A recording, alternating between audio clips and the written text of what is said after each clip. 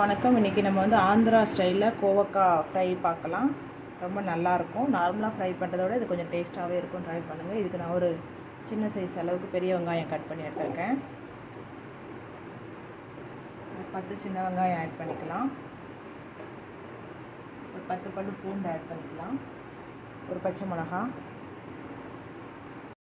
ஒரு ஸ்பூன் அளவுக்கு ஜீரகம் ஆட் பண்ணிக்கலாம்.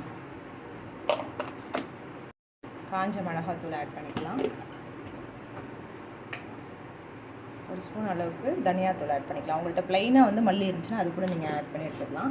இதெல்லாம் சேர்த்து நல்லா குறைன்னு அரைச்சி எடுத்து வந்துக்கலாம். தாளிப்பு ரெடி பண்ணிக்கலாம். நான் கடலெண்ணெய் எடுத்துருக்கேன். ஒரு 4 ஸ்பூன், அப்படி இல்லைன்னா ஒரு 3 ஸ்பூன், 3லேருந்து 4 ஸ்பூன் அளவுக்கு நம்ம ஆயில் சேர்த்துக்கலாம். எண்ணெய் நல்லா சூடாகட்டும். பூண்டு சேர்த்துக்கலாம்.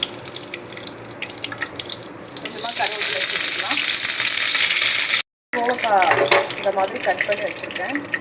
நல்லா பழுக்காத கோவக்காய் கிடைச்சா வாங்கிக்கோங்க. எனக்கு ஒரு 2-3 கோவக்காய் பழுக்கு இருக்குது. நான் வேஸ்ட் பண்ண வேண்டாம்னு அதையும் சேர்த்துக்கிறேன்.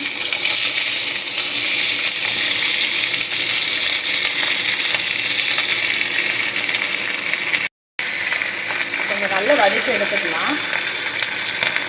நல்லா ட்ரையாக வர வரைக்கும் நம்ம வதக்கி எடுத்துட்டு நம்ம அரைப்பு சேர்த்துக்கலாம். கொஞ்சம் நல்லா ட்ரையாக வர வரைக்கும் வதக்கி எடுத்துக்கலாம். மசாலா ஆட் பண்ணியிருக்கோம். போட்டு ஒரு 2 நிமிஷத்துக்கு நல்லா மூடி வச்சிடலாம். லோ ஃப்ளேமில் வச்சு மூடி வச்சுருங்க. பாருங்கள், நான் 1 தான் வச்சுருக்கேன். 2 வேணால் வச்சுக்கலாம். நல்லா லோவாக வச்சு ஒரு 2 மினிட்ஸ் குக் ஆகட்டும். மசாலா வந்தாலும் நம்ம வந்து ரெடி ஆயிடும். நம்மளோட ஆந்திரா ஸ்டைல் கோவக்காய் ஃப்ரை வந்து ரெடி ஆயிடும். அவ்வளோதாங்க. மசாலாலாம் நல்லா வந்துடுச்சு. நம்மளுடைய ஆந்திரா ஸ்டைல் கோவக்காய் பொரியல் ரெடி ஆகிடுச்சு. ட்ரை பண்ணுங்கள். சேனலை சப்ஸ்கிரைப் பண்ணாதவங்க சப்ஸ்கிரைப் பண்ணுங்கள், லைக் பண்ணுங்கள், ஷேர் பண்ணுங்கள். தேங்க்யூ ஃபார் வாட்சிங்.